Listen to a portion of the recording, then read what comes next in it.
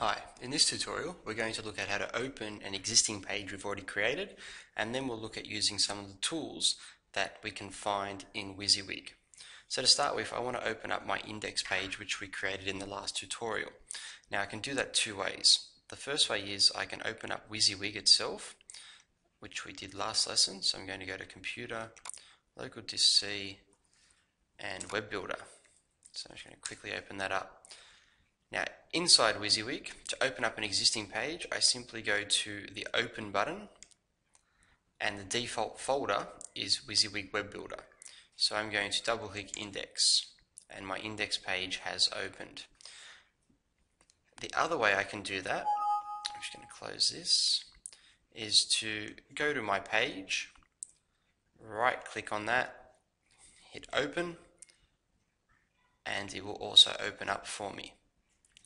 So they are the two ways that you can open up your page. Now that we've opened up WYSIWYG, I'm going to work with some of the basic tools in the top toolbar in this tutorial. So we're going to look at text, line, image, shape, marquee, table, and very quickly what preview does. With WYSIWYG, to use any of the tools, all you simply need to do is click on the tool you want and then click and drag where you want it on your page. So I'm going to start with text. I'm going to click on the text tool and then click and drag on my page. Once you've put a tool on the page, there are two ways you can edit it. You can double click on it, and you can also right click. So with the text tool, if I were to double click inside here, it would allow me to type whatever text I want. So I'm going to type welcome to my home page. If I hit enter, I can type more as I want, so that there is just like typing into Microsoft Word. So I'm going to click away, and now it says there welcome to my home page. If I want to move that, I just click on it once, hold down the left mouse key, and I can move that wherever I want. The other way to make editing to certain things is to right click on them, and this will allow you to do more options. So if I right click on welcome to my home page and go down to object properties, it will bring up what we call a dialog box or a properties panel, and in here it'll tell me all the things that I can edit. So with this text box I can edit the background. I can either edit the color or I could put a picture there. So I'm going to click on the color and I'll say green. If I click OK, you'll notice the whole text box changes to the color of green. The other one we could have done was to change the picture. So all I would have to do here, where image is click on browse, and it would take me straight to my WYSIWYG Web Builder and my images folder. So you should have all your pictures already saved in your images folder.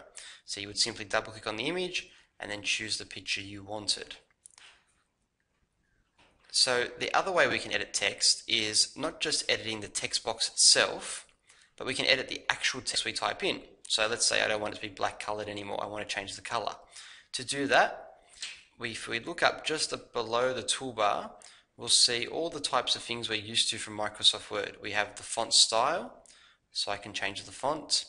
We have the font size. We also have bold, italics, and underline. And we have two different colors. I can change the color of just the font, so I'll make it red. Or I could change the color of the background of just the font. So instead of changing the color of the whole box, which is the green, I can change the color of the background of just the writing. And that's this one here, background color. So I'm going to make that yellow. Now obviously it's not exactly very nice and doesn't look good. You would use better design principles than I am here. And the last thing we could do is we could make the font centered, or right justified, or left justified. So when working with the font, with the text, remember you just click on it once, click and drag where you want it, double click to type,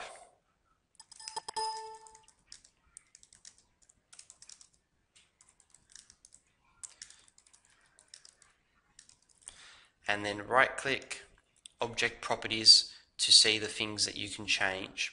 And that's going to be very similar for all the tools we're about to use. So I'm going to move my text out of the way, and the next tool we're going to look at is the line tool. The line tool you cannot do a lot with. I'm going to click on it once, and I'm going to click and drag where I want it. Now once I've clicked and dragged it, like before, I can click and move it around, or I can right click and go to Object Properties. Now what I can change for the line tool is I can change its height, and I can say, do I want it to be a solid line with no shade? And if so, what color would I like? So I'm going to make it purple. So when I click OK, you'll notice that it's become a lot thicker because we changed it from 3 to 15, and I made the color purple. So right click, Object Properties. The height will determine how thick the line looks, and if we tick the solid line, we can choose a color for it. Our image tool is also quite easy. So the image tool just means putting a picture on your website. So to do that, I'm going to click the image button. I'm going to click and drag onto my white stage, and like before, WYSIWYG is going to go to my images folder. So I'm going to pick one of these images. These are just the stock images that come with your computer. These images are really big, so you wouldn't actually use these in your website. When you're using videos, music and pictures, make sure you use ones that are good quality but quite small, so that way they load quickly. So I'm going to insert my image. I'm just going to resize it because it's far too large. To resize anything, you simply click on the little blocks that are on the edges of the item you've clicked on. So if I right click on my image and go to Properties, I can change the image. So if I click Browse, I can actually go and pick one of my other pictures. I can also say Fit to Rectangle, use the original size, and I can put a border around it. So if I make the border 10 thick, which is pretty thick, and choose a fuchsia color, you'll notice that the image is now encircled in a border. So Object Properties, alternate text, you don't have to worry about too much. What that means is if you are looking at a website online, let's say on your mobile phone, and the picture's too big, instead of showing the picture, it would show this text instead. So I'm going to say flower picture. So if you couldn't see the picture, it would say that. The last thing we can do with an image is actually link it to another page. Now, I'm not going to show you how to do that at the moment because we do all the linking last, so we'll do all the linking options at the end. Our next item is the shape. I'm going to stop there. I'll show you shape and marquee in the next video. That has gone a little bit longer than I thought. So that there is how you do text, line, and image.